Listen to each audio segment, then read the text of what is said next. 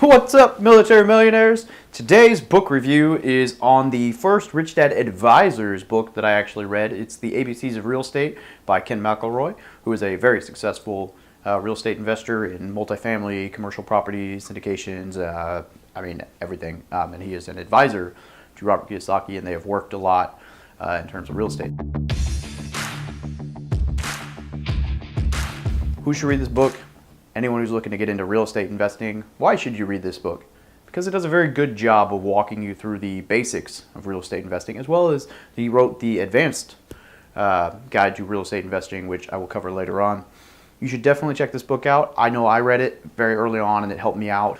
This book definitely played a role in me getting involved in real estate investing and understanding how the process works. It kind of walks the dog from start to finish on real estate investing and how to make it happen. So for you is just a basic understanding of real estate investing, how that works and what you need to do to set yourself up for success. It's a good overview.